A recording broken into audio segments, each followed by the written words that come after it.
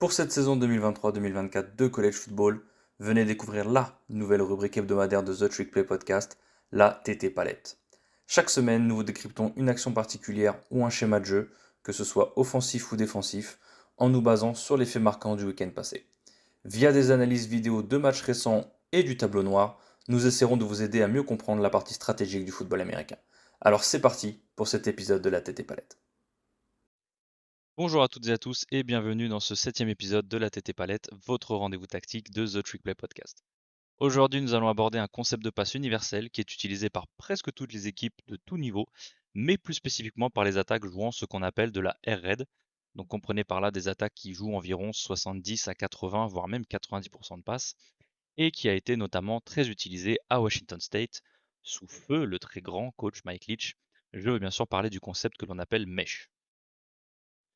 Alors, si vous nous suivez depuis plus d'un an, vous vous souviendrez peut-être que j'avais fait un petit audio explicatif la saison dernière concernant ce qu'on appelle le slow mesh pour Wake Forest. Dans ce cas-là, le terme mesh correspondait au moment d'échange de ballon entre le quarterback et le porteur de balle, comme vous pouvez le voir à l'écran. Et la définition et traduction la plus proche que j'ai pu trouver est celle d'un engrenage.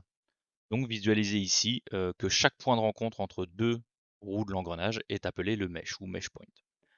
C'était le petit point vocabulaire du jour. On va mettre cela de côté pour le moment, pour aujourd'hui nous concentrer sur le concept de passe que l'on appelle mesh. Je vais commencer par vous montrer deux vidéos et rapidement vous allez me dire pourquoi ces deux vidéos spécifiquement. En plus, d'un côté on a une vidéo de l'ELF et de l'autre côté on a une vidéo de college football mais qui date de 5 ans. Tout simplement parce que sur ces deux vidéos, il y a deux points communs. Le premier, tout simple, étant que sur les deux vidéos c'est un numéro 17 qui catch, vous allez me dire c'est trivial, mais c'est le même joueur. Et le deuxième point commun, c'est que même si ça n'en a pas l'air, on a bien affaire au même concept de passe que l'on appelle mesh et qui sera notre étude d'aujourd'hui. Donc ce numéro 17, c'est Kyle Sweet, qui a joué chez les Washington State Cougars de 2015 à 2018 sous Mike Leach, avant de venir rejoindre la European League of Football en 2021 chez les Barcelona Dragons, où il sera même Offensive Player of the Year en 2022 après une année absolument incroyable, puis sera membre des Paris Musketeers en 2023. Et pourquoi je m'attarde sur Kyle Sweet? Tout simplement parce qu'avec l'offense de Mike Leach, il a perfectionné et maîtrisé le schéma offensif de la Air Raid, dont ce concept mesh est l'un des fondamentaux. Et cette offense de Wazoo, version 2016-2018, sera notre étude de cas dans cette vidéo pour comprendre l'utilisation du concept mesh par diverses équipes cette saison. Mais tout d'abord, vous en avez l'habitude, passons par le tableau blanc. Donc là, on a un beau petit exemple de concept mesh en 2 par 2. Qu'est-ce qu'on appelle 2 par 2? C'est quand on a deux receveurs de chaque côté du ballon. Relativement simple, on l'a déjà vu si je ne dis pas de bêtises. Et là, ce qui nous intéresse, c'est surtout ce qui se passe pour les receveurs intérieurs sur le dessin, d'accord? C'est ce croisement entre les deux. Là, on a des tracés deep out qui vont avec, mais ça ne nous intéresse pas pour le moment. Donc, pourquoi mesh? Vous remarquerez que par rapport à notre petite question vocabulaire tout à l'heure, c'est on a un croisement ici, pareil. Et on va avoir deux coaching points principaux, d'accord, pour le concept mesh. Premièrement, on va le jouer entre 4 et 6 yards de profondeur. Là, on va être entre 4 et 6 yards de profondeur ici. Et en général, si on a deux joueurs qui n'ont pas le même alignement, là vous voyez que le Y est sur la ligne, le F est reculé, c'est toujours le joueur qui va être le plus haut qui va définir la hauteur et ça va être au joueur reculé de s'ajuster. Si jamais on est sur un 3 par 1, on le verra tout à l'heure, c'est souvent ce joueur-là, le Y, qui définit la profondeur et c'est à l'autre joueur qui mèche avec de s'ajuster. Le deuxième point de coaching, ça va être quoi? Ça va être de passer tellement proche l'un de l'autre, d'accord, que les deux joueurs sont capables de se high five, d'accord. Moi, je préfère low five entre guillemets en parlant de coaching. C'est plus simple de se taper dans la main en bas quand on court que en haut. Mais voilà, le but c'est de se croiser en étant tellement proche que les épaulières se frôlent et que si jamais la défense est en man-to-man, là si jamais j'ai mon Y qui croise et mon strong qui le suit, mon F il passe tout proche et en fait ça va créer une sorte d'écran naturel et si jamais l'un des deux défenseurs qui suit se prend dedans, il y a un des deux receveurs qui devrait être libre si jamais ils sont en homme à homme. Et pourquoi ce jeu est aussi dévastateur, c'est qu'il fonctionne contre de la man, mais il fonctionne aussi contre de la zone. C'est ça les deux petites flèches qu'on a ici. C'est que si jamais les receveurs lisent une zone, et ben en fait ils vont ce qu'on appelle sit dans la zone, donc ils vont s'arrêter dans l'interzone entre les défenseurs pour proposer une solution pour le quarterback. Ça aussi, on verra différents exemples. Ça peut être, alors j'ai mis la flèche ici, dans cette interzone là, mais ça peut être dans celui-ci, d'accord? Et en gros, le point de coaching, c'est si c'est en man, tu cours jusqu'à la sideline. Là, les flèches, je les ai arrêtées, mais c'est jusqu'à la sideline pleine vitesse, d'accord? Si jamais tu lis de la zone, tu t'arrêtes. Washington State, qui va être notre étude de cas principale aujourd'hui, la clé, c'était toujours, on ne cite jamais avant de se croiser, il fallait toujours se croiser, et en gros, on s'arrêtait toujours après le tackle opposé. Donc là, le F qui est ici s'arrêtait toujours après le tackle droit, et le Y qui était là s'arrêtait toujours après le tackle gauche. Et on va voir les exemples en vidéo. Donc, mesh, retenez surtout ceci, ce croisement ici. Alors, le concept mesh a eu une petite notoriété après la week 2, là on a l'image, là, donc le match qui opposait Colorado à Colorado State à Boulder, où en gros tout le monde a dit Colorado State a dominé offensivement Colorado et reste dans le match grâce au concept mesh. Là, je vais vous laisser dérouler le jeu. Comme vous voyez, il n'y a pas le croisement de deux joueurs, c'est pas un concept mesh, d'accord? Ça se rapproche un peu de ce qu'on a vu avec la vidéo sur Texas, où les attaques utilisaient des jeux intermédiaires pour se libérer des tracés profonds, et ben là c'est l'inverse. Si vous regardez bien, vous allez avoir lui qui va crosser ici, lui qui va venir là, lui qui va monter, pour en fait libérer l'espace en dessous et venir jouer une crosser par le tight end à l'opposé pour prendre du terrain. D'accord? Il n'y a pas de concept mesh là, c'est juste ce qu'on appelle un tracé shallow. Voilà. Un tracé cross ou en fonction du playbook que vous avez. Et après, on peut admirer la qualité magnifique du plaquage de la défense de Colorado. Mais ça, c'est une autre histoire. Et maintenant qu'on a arrêté les hérésies, un concept mesh, c'est ça. Je vous laisse admirer. Magnifique, le croisement des joueurs dans l'espace. Et voilà.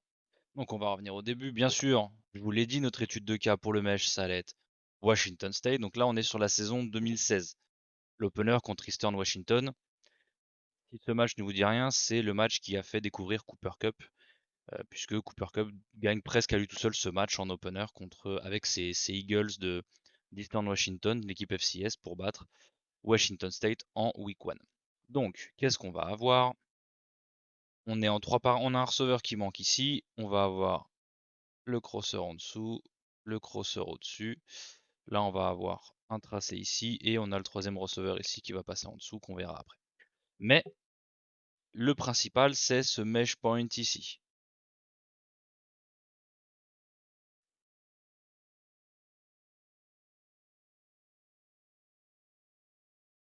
Et donc, on revient.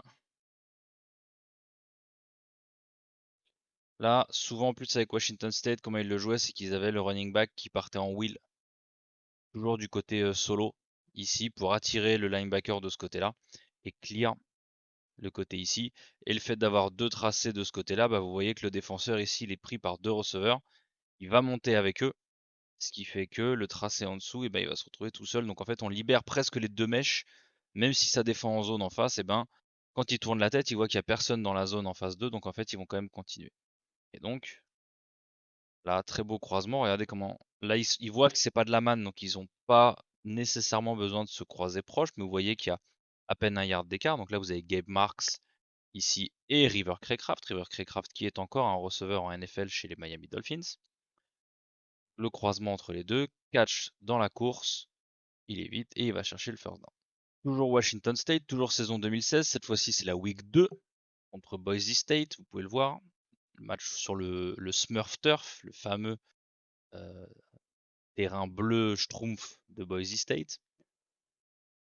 Toujours 3 par 1. Encore une fois, qu'est-ce qu'on appelait 3 par 1?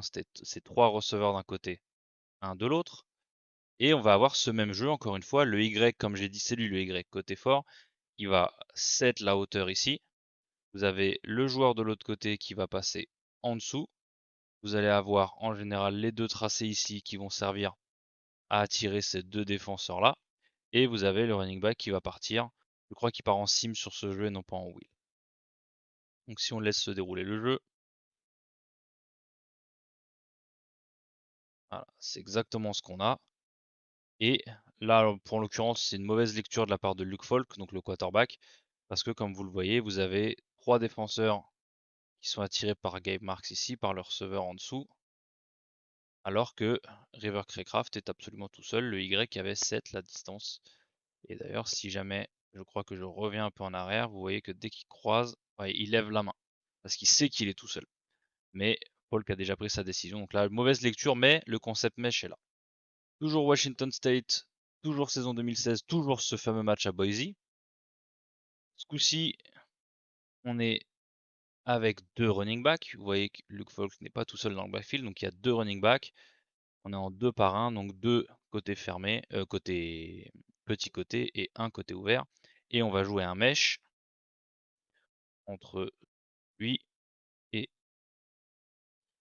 et les 2 running vont partir en swing ici.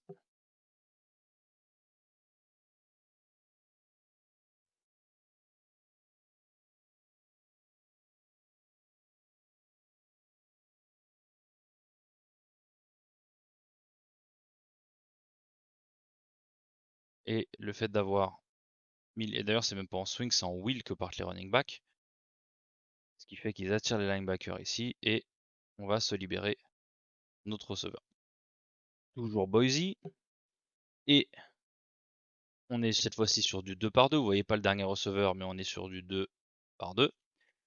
Et on rencontre le cas de figure, le deuxième cas de figure qu'on a vu, ce qui veut dire que là, on va se retrouver contre de la zone. Donc, les receveurs ne vont pas continuer jusqu'à la sideline pour catcher la balle dans la course, mais ils vont s'arrêter une fois qu'ils auront passé le tackle et ils vont trouver de l'espace pour donner une solution à leur quarterback. Il faut savoir qu'un des grands concepts de l'attaque de Mike Leach, de la Red, ça a toujours été find grass, donc trouver de l'herbe, ce qui veut dire, c'est une métaphore pour dire trouver l'espace libre. Et c'est souvent trouver l'interzone entre les défenseurs. Là, si jamais je vous laisse dérouler le jeu,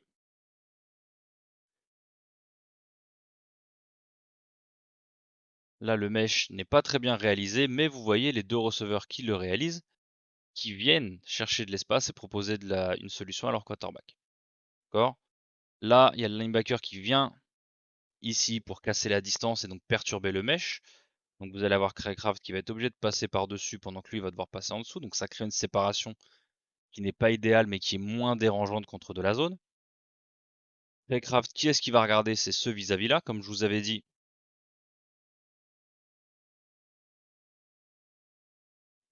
Ce receveur là va regarder le DB qui est en face de lui et lui va regarder le DB qui est en face de lui. Et c'est la réaction du joueur en croisement qui va nous indiquer dès le début qu'est-ce qu'on va devoir faire. Et là, si jamais on laisse dérouler le jeu, je prends l'exemple de Craycraft qui est ici, donc le receveur dans le slot en bas. Regardez, quand il est là, il voit tout de suite que le backer ici, il drop en zone. Donc ça donne une indication. Dès que j'ai passé mon tackle opposé, donc dès que j'ai mesh avec mon coéquipier, je vais m'arrêter. Donc dès que je suis là, tac, je vais m'arrêter. Et pour lui, même chose. Quand il est ici, il voit que lui, il n'engage pas ses hanches pour le suivre. Donc ça veut dire, dès que j'ai passé, je vais m'arrêter.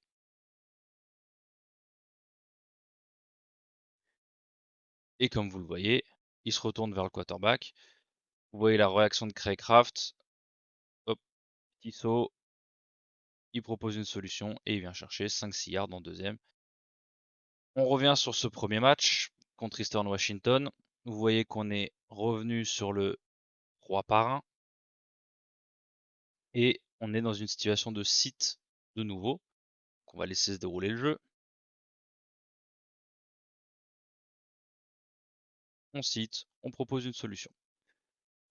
On revient en arrière. Encore une fois. Donc comme je vous ai dit, c'est le Y ici qui va déterminer la hauteur. Le receveur de l'autre côté en solo va passer en dessous. Ici, on va avoir les tracés qui en général clear. Souvent, on a une sorte de poste et ici une post corner. Et on va avoir le tracé du running back ici. Et lui va regarder la réaction de lui. Et lui va regarder la réaction Alors soit de lui, soit de lui. Là, vous pouvez voir que vous avez, je dirais plutôt ici, parce que vous avez un seul défenseur pour défendre les deux là. D'accord? Vous avez peu de monde dans la boîte, vous avez un deuxième safety qui est ici. Vous avez too high. Donc là, on a écarté la boîte aussi. Donc, il va devoir lire ce qui se passe ici, l'espace qu'il y a entre les deux joueurs. Et quand on laisse se dérouler, l'avantage aussi de jouer la running back swing, c'est que quand le running back va partir ici, enfin la wheel, le linebacker va s'écarter. Le linebacker ici ou le nickel est obligé de rester sur les traces extérieures. Donc vous avez le Mike.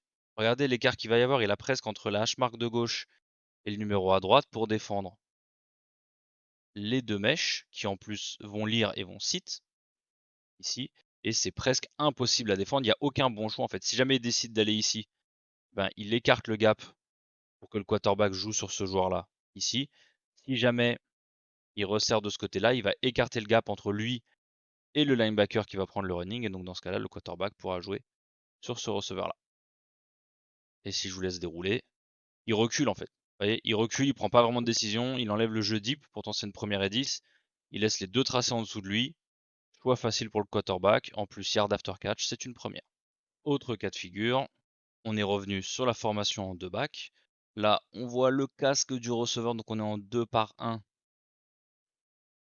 côté du field, donc côté ouvert. Mais on va avoir exactement le même jeu, donc running back swing, running back swing. On va avoir un mesh ici et le tracé qui va partir là.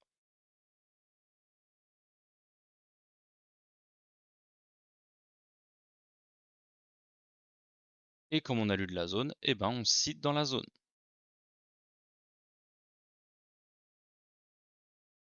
Là vous voyez, hein, si je mets le début de l'action, voilà. Vous êtes ce joueur-là, vous mettez votre regard sur le joueur en face, il regarde ici. Donc déjà vous savez qu'il part en zone. Vous êtes ce joueur-là, vous mettez vos yeux ici, vous voyez que le joueur part en zone là. Donc déjà vous savez que vous allez sit une fois que vous avez croisé. Et là vous êtes 1 et 2, vous allez retrouver de chaque côté de ce linebacker là, et vous avez juste à donner une solution à votre quarterback qui choisira entre l'un de vous deux. Regardez, hop, vous voyez, hein, c'est exactement ça. Donc là, il y a le joueur qui a fait demi-tour, mais vous avez le linebacker qui était ici, vous aviez le 1 qui était positionné là, l'autre receveur qui vient de catcher la balle, qui vient de catcher ici.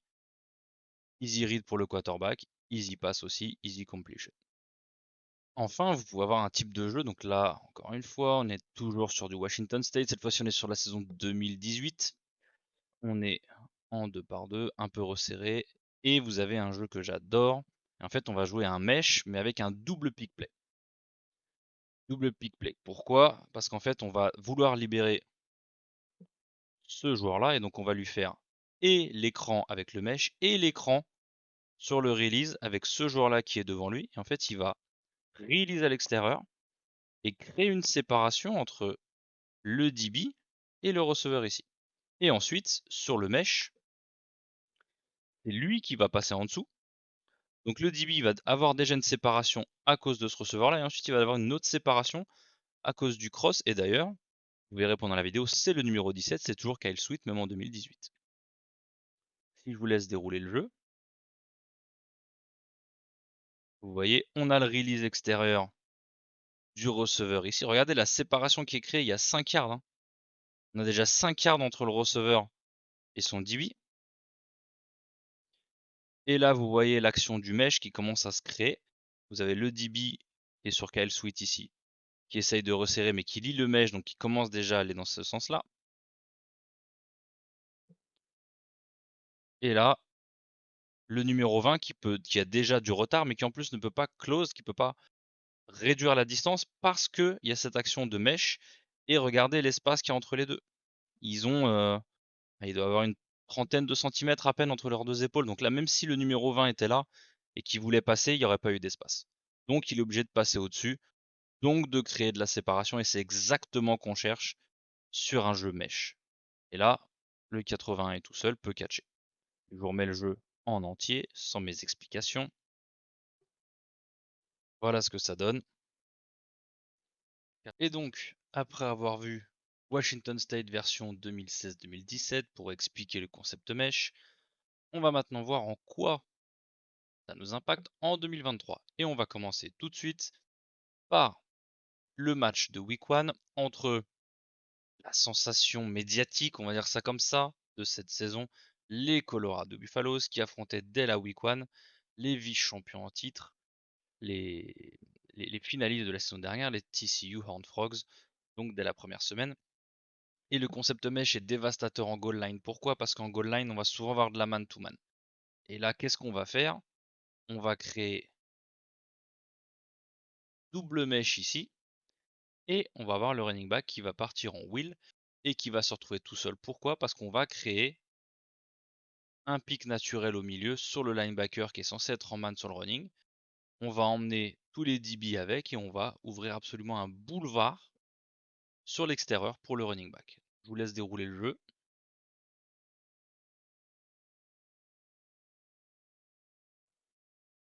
On crée du trafic, on crée de l'incertitude pour le linebacker et c'est presque impossible à défendre.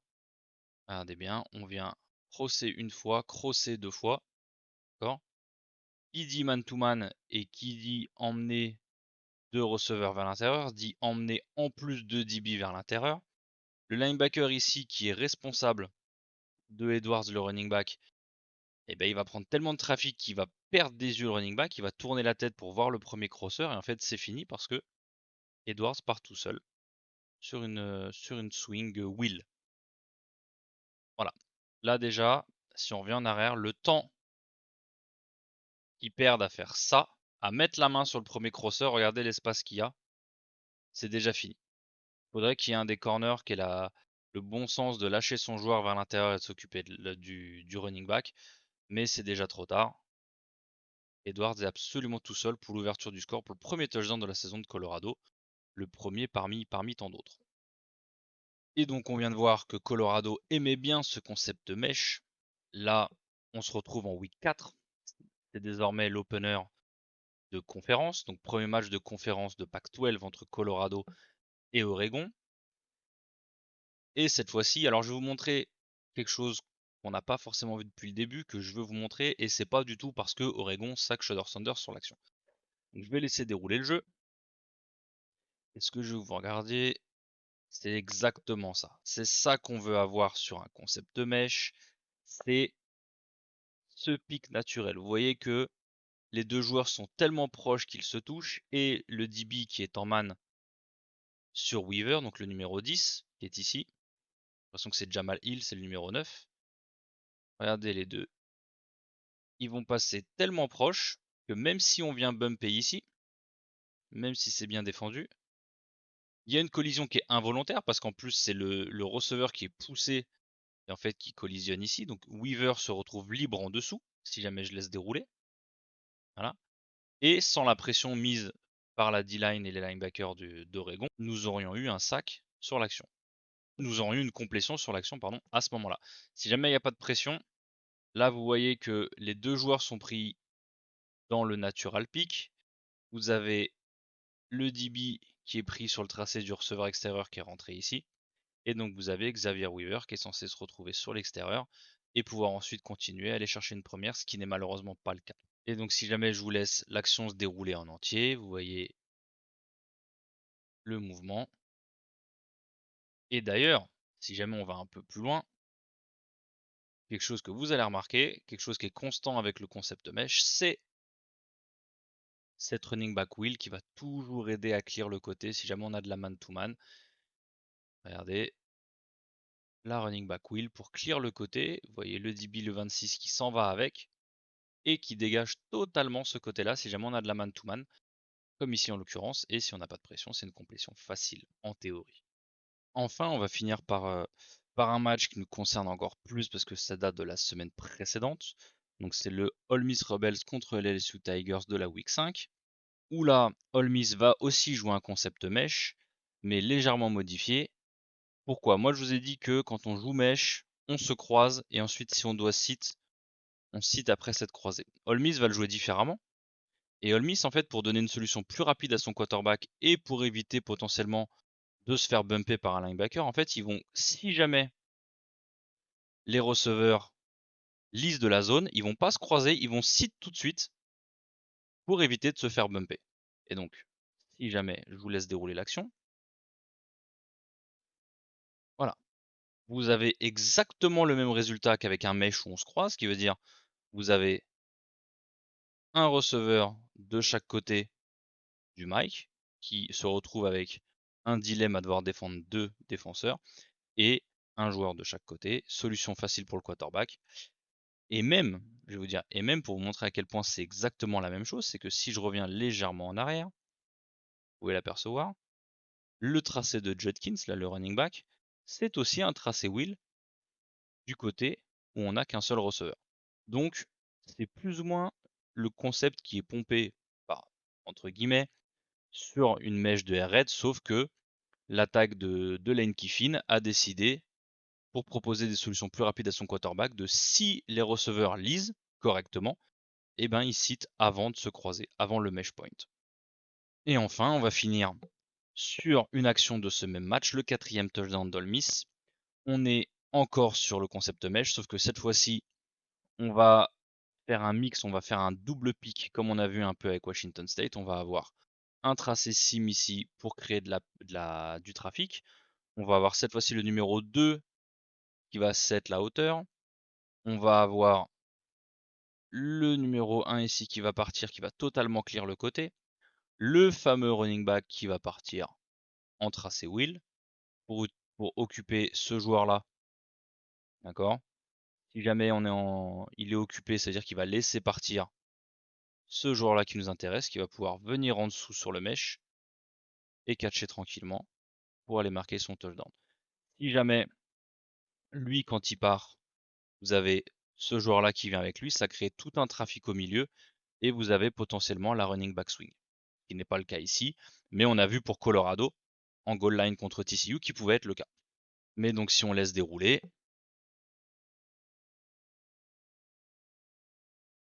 on crée du trafic. Le 14 est pris par le premier mesh.